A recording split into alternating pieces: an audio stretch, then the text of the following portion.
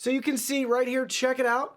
Everything is working great. No lagging, sputtering, skip scenes, or anything else.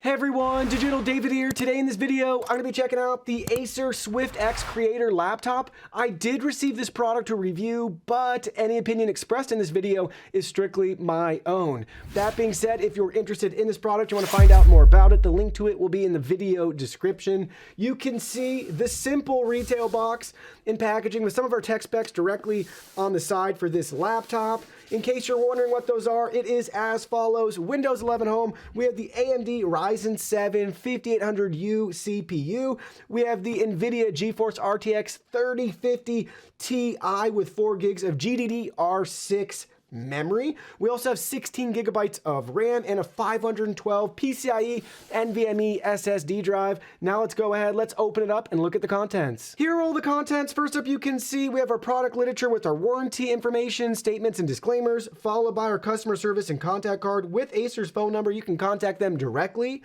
Next, you can see our setup guide right here walking us through everything you need to know about this notebook and setting it up for the first time in multiple languages. Next, you can see we have our charger and cables right here for our power supply. And last but not least, we have the laptop itself. Let's go ahead, let's look at that in more detail. Here's the laptop up close, check it out. You can see the Acer logo and branding on it with a nice thin and slim metal design. This laptop weighs in at 3.06 pounds and it's only 17.9 millimeters thin. Check this out from all different sides and angles. Everything looks really, really nice. So you can see some ventilation here at the bottom, our speaker grills, some more product information. You can see our ports and I/O right here, headphone jack, USB, Kensington lock. Here's the other side. So you're looking at your power, USB Type-C, HDMI, and another USB port. This port has a special indicator. We can actually use this to charge our devices via USB even when the laptop's powered off. Now let's go ahead, let's open it up. You can see right here we have a nice cutout and groove to reveal our 14-inch IPS display at full HD. So you can see what we're working with right there. Some more ventilation. You got our DTS logo, AMD sticker, NVIDIA sticker, Alexa built in too. You can use this like any of your other Alexa show devices, which is pretty neat. And then the Swift X walks us through some key features. So 14-inch IPS display with our narrow bezels, long battery life, USB 3.2, Wi-Fi 6 for some ultra-fast Wi-Fi speeds, and HDMI 2.0. Now let's go ahead, let's power it on and try it out. Next up, you may have noticed this laptop does have a fingerprint sensor right here. It's very responsive and you can save multiple fingers to it. So let's go ahead, let's try it out right now. You can see how fast that was to sign us into our computer. Very seamless and really nice. I don't know the type of password or anything else. It's near instantaneous. As soon as you touch the fingerprint reader, it's going to sign you in. Next up, I wanted to show you guys what it's like to browse the web with this laptop. It's very responsive. You can see we have the YouTube trending page right here. In case you're wondering, again, we have a full HD 14-inch display. So very fluid, very responsive as you're browsing the web. I'll show you another popular website. This is The Verge right here. It's a tech news and blog. So you can see same thing, tons of different images, fonts, graphics, ads. You can really see how it's going to handle what you're going to throw at it as you're browsing the web. And we can just click on an article so you guys can get a feel again for what it's like to consume content with this laptop. But everything's very clear, very crisp, and very responsive. So everything looks really sharp. So really easy to read different text, fonts, and colors on this nice IPS full HD display. So if you're wondering more about this particular display, typically with IPS panels, they're going to be known for color accuracy and better viewing angles than your VA or your TN panels. Now with this particular panel, you can see what 60 FPS looks like on our 60 Hertz for our refresh rate for this particular display. So that's what 60 FPS at 60 Hertz looks like. Here's 30 FPS and 15. Obviously, if we have a higher refresh rate screen and display like 75 Hertz, 120, 144, 165 and beyond, we're gonna have even smoother footage. But for browsing the web like you saw earlier, or if you wanna play and do some light gaming, because again, this does have our RTX 3050 Ti GPU, you will appreciate being able to game at 1080p and have 60 FPS. Next up, you can see we have the webcam pulled up on the laptop. This is equipped with a 720p 30 FPS webcam. So you can see what the image quality looks like right here. So currently we can take a photo. There we go, we just snapped a photo. And now you can see we can record a video right here. This is your sample webcam video. Check it out. This is the raw mic audio, and this is your raw video quality. I can get really close to the display right here, so you guys can see on the laptop and the webcam what it looks like. And we can go further back, and you may notice those lights up top. So watch what happens here. As I tip it down, you can see how it's going to adjust for us right here with our webcam video. I also want to point out really quickly, you may notice right here with the photo options, we actually have an HDR toggle. We can turn that on or off, which is pretty cool. So we could snap an HDR photo. So I was a little late there, but we got that. And then you can see we actually have a timer option as well we can use if we need to take some selfies or anything else with the laptop webcam. Again, it's going to give you 720p video, and that's going to be the same resolution you will get with your photos as well. In regards to battery life, time will tell, but I'm impressed so far with what we're able to get out of this laptop. Again, the time and usage are going to vary case by case depending on what you're doing with this laptop, your screen brightness, that sort of thing. So for me in particular, this test right here, you can see what we conducted: 5 hours and 1 minute of screen on time, 3 hours and 10 minutes of screen off time, and 6 minutes of sleep. And you can see the breakdown right here. While this was unplugged the whole time, I've been conducting benchmarking tests and we've had it powered on. So we're currently under 10% now. We still theoretically have 45 minutes remaining. So that would give us close to 6 hours of screen on time running intensive tasks. So obviously you could see even better results if you're not, stressing your CPU and your GPU and downloading a bunch of things. If you're just browsing the web, you adjust the brightness and some of the other settings, you'll be able to see great results. Again, battery saver was not on until it automatically came on around 20%. So you can see we're getting real world at least 5 hours of heavy usage. So keep that in mind. I'm impressed with that. Obviously, I'd love to see it be 10 or 12 hours of heavy usage. But again, at this price point with what we get, really enough juice for you to do and make some edits on the go if you're a content creator, or get some work done, whether that's a half day or even a full day, depending on what you're doing. Now let's go ahead. Let's talk about our SwiftX performance and benchmarking. So first up, I tested out the M.2 drive, and you can see the results that we got with Crystal Disk Mark and ASSSD. So with Crystal Disk Mark, we got read speeds up to 2,400 megabytes per second. We could round that up to 2,500 megabytes per second, and write speeds up to 450 megabytes per second. With ASSSD, they fall in line. Typically, ASSSD results come in a little bit lower, and you can see we got read scores of basically 2,100 megabytes per second and write scores of 435 megabytes per second. Now we can look at our CPU results. So first up, you can learn more about the CPU right here, the Ryzen 7 5800U. Then you can see our main board information right here for our motherboard. We do have PCIe 4.0, which is great. Here's our memory, 16 gigabytes of DDR4.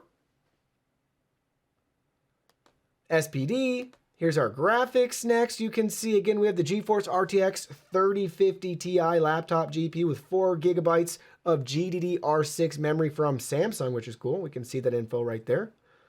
Our clock speeds. And then we have our bench test results. So our CPU single thread score was 219.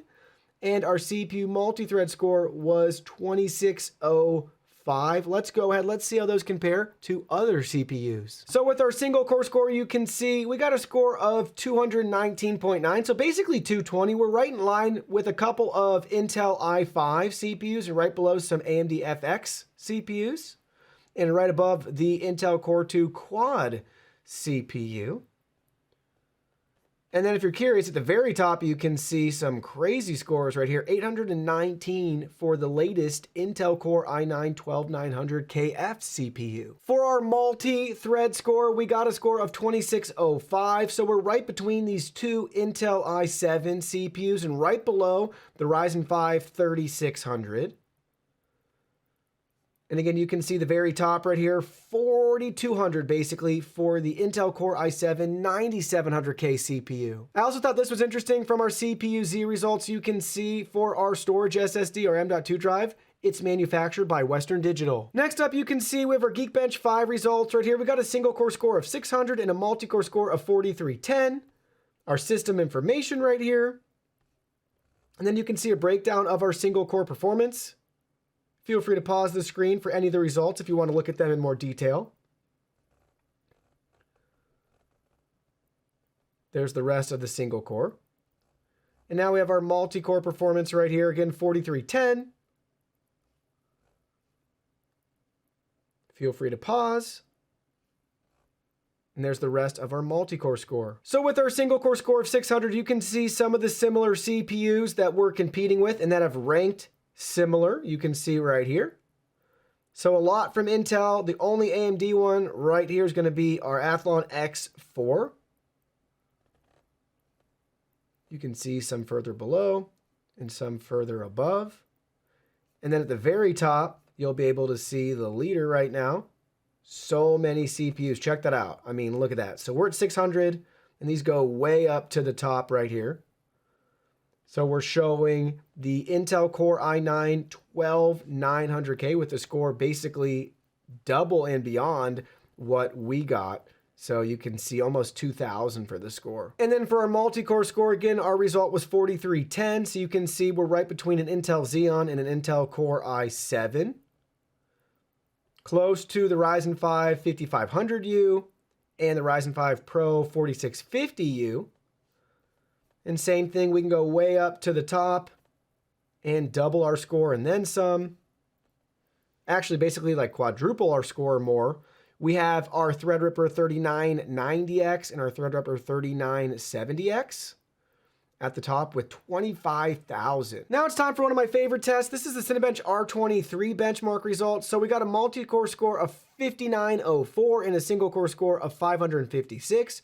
For our single core score ranking, you can see at the top, 1532. And we're 11 out of 12 at 556. And then we can change that to our multi-core score. At the top, 30,000. And we're number 9 out of 12 at 5,900. Next up, you can see our 3D Mark results right here. So we got a score of 3576. You can see our graphics score of 3390 and our CPU score of 5190. Where does this relate with our specs compared to other systems? You can see average is 4100 with this system. The best is 5700, and we got 3500. Let's go ahead. Let's look at those results online. So looking online, you can see the results and how our laptop compares. So we definitely blow out and beat a regular office laptop. And then you can see our score and our specs. We fall behind a typical gaming laptop with an RTX 2060. And then for a dedicated gaming PC, you can see we triple our score. That's rocking the Ryzen 7 3700X. Then for a high-end PC, we basically quadruple our score. That's rocking the i9 9900K with an RTX 2080. And then our premium gaming PC with a 3950X and a 2080 Ti. You can see the results that you're able to get with that build right there, which is quite impressive. Next up, I thought we'd look at the user benchmark results, and I thought this was interesting. It didn't recognize the 3050 Ti for whatever reason, so take these with a grain of salt. You can see the nice breakdown right here. They're recommending this to be a desktop PC. Here's our CPU. We can look at those results, so you can see 40% below average for the bench. You can see some of the other percentiles there. Our graphics card, again, they're ranking our integrated graphics, not our 3050 Ti, so we'll just ignore that. But then you can see they really like our M.2 drive and the memory. So those are getting some good results right there. They're happy with the speeds and performance of both our drive and our RAM. Since this laptop is made for creators, I thought what better way to try it out than to actually use Adobe Premiere Pro. And you can see one of our recent review videos right here at 4K resolution, full 4K, and we have our full playback resolution. So you can see right here, check it out. Everything is working great. No lagging, sputtering, skip scenes, or anything else as we move around the timeline right here. So let's go ahead. Let's just kind of scrub some of it. You can see we'll just kind of move our way through the timeline, and we'll go here. We'll push play, and you can see, check that out, full playback in 4K. No issues at all right here. Now let's go ahead, let's export this 8-minute edit. So you can see our export settings right here. We're gonna use the YouTube 2160p 4K edit. And again, right over 8 minutes, 8 minutes, 14 seconds. Let's go ahead, let's hit export. So you can see right here, the time is still fluctuating, but it's gonna be less than 3 minutes. Yeah, 3 full minutes to export this 8-minute 4K video. Now, I know we only have a 2-camera setup for this timeline and there aren't a lot of intensive graphics, but I think you guys can get the idea for the performance here and how capable this laptop truly is thanks to our AMD CPU and having our NVIDIA GeForce RTX 3050 Ti to help offload a lot of the intensive tasks and burden of our laptop to render out this video. So check that out. Pretty impressive stuff right here. Now it's under 2 minutes since I've been talking. We're at 30% already. So roughly 3 to 4 minutes at the most for an 8-minute 4K video. That is fantastic. And there's really, for this particular laptop and the specs that you get, there's really not much more you could ask for. Also, really quickly, I thought I'd show Task Manager right here so you can see with our rendering right now, our CPU basically maxed out. You can see we're running at 100% most of the time right here. Our memory, 77% utilized right there. So it's great that we have 16 gigs versus 8 or obviously 4. You can then see down here our GPU currently at 77%. That's fluctuating too, but at least we are using half of it, and now you can see it hits up to 100. But roughly we're maxing out our CPU to 100% and our GPU's around that 70-75% range on average. So if you're wondering any bottlenecks with this particular laptop, it's not going to be your memory.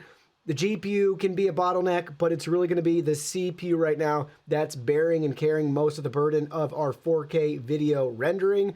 And honestly, at that point, there's not much you're going to be able to do to upgrade the CPU on this laptop or the GPU for that matter. But again, for the hardware and the specs that we have, you really can't ask for much more. All right, now we're sampling Fortnite right here. Check it out. Everything looks great. Since we have our lovely RTX 3050 Ti, I thought we definitely needed to at least load in some Fortnite so you guys can see what it looks like. So we're running the default settings, which is high, and you can see we're doing 1920 1080p full HD and 60 FPS. Currently, that's what we're getting.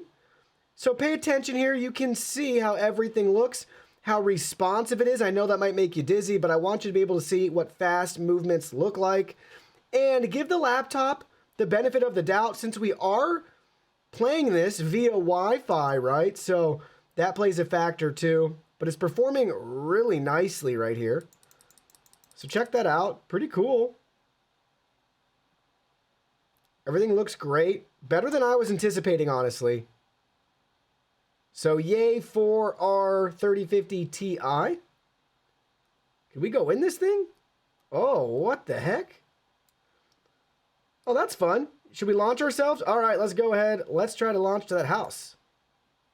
Whoa. Oh, we're never going to make it there. That's cool, though. Well, maybe we will. We're going to make it. No way. Sweet. Well, that was awesome. But you can see how responsive everything is. Looks really nice. Go ahead, we'll fire some of the weapons too. But it's doing a great job with Fortnite. Honestly, much better than I was anticipating it would be. I know we have a GPU, but still. 1080p 60 FPS gaming is definitely achievable and possible on this laptop, which is fantastic. So now you might be wondering, hey, what are some of the features you would want to see changed or improved in the future? Well, I'm glad you asked, and I definitely have a couple to share with you. So the first and probably biggest issue I would have with this laptop is it runs loud. So not when you're just doing web browsing or tasks like that, but once you're doing some serious editing or you want to do some gaming on this laptop and that fan kicks on, it is definitely loud and noticeable. So with that being said, they have really cool engineering to help keep this laptop cool. By opening up the screen, it actually props up the laptop at the bottom, allowing for better cooling and heat dissipation. So with that being said, it'd be nice if they engineered it a step further to somehow give us basically silent or near silent cooling, whether we're utilizing 0% of the CPU or maxing this laptop out. I would love to see quieter fans or no fans and some sort of passive active cooling, however that would work, engineered into this laptop, especially because they have some clever engineering already with that hinge design, allowing the laptop to breathe a little bit better. Other than that, with this particular laptop, it would be great if we had a 1080p 60 FPS camera, especially if you want to use this for streaming and you want to take advantage of that built-in webcam. I would love to see some additional improvements to that hardware. Other than that, I feel like since this laptop is geared towards creators, they should have an Ethernet jack, and it should be 2.5 gig, or honestly, it would be huge points, at least in my book, to give us a 10 gig Ethernet jack. That would be amazing. Other than that, the last thing I'd want to see is an additional USB Type-C port and ditch the barrel connector. So we can use this USB Type-C port for DisplayPort support if we want, or to charge our laptop, but I don't know why they didn't just go ahead and give us a USB Type-C charger and power supply instead of the old barrel connector. So that would be the other change I'd want to make with this laptop. But overall, this is small and compact, yet very capable. Well, that concludes our video. Thank you so much for watching. Don't forget the product link will be in our video description below. Please go ahead, check it out, and do your shopping from there. Any purchase made through that link helps support our channel at no additional cost to you. So we're really grateful and thankful for all of your support. While you're at it, can you go ahead and hit that like button for us? And subscribe to our channel. We have new content coming out daily, and we don't want you to miss anything. Please go ahead and give us a follow online and make it a clean sweep. Facebook, Twitter, Instagram, Twitch, TikTok, Discord. You can message us on WeChat, check out our website, and join our free newsletter. Thank you guys so much for being here. Don't forget, new content daily, and we can't wait to see you in our next video.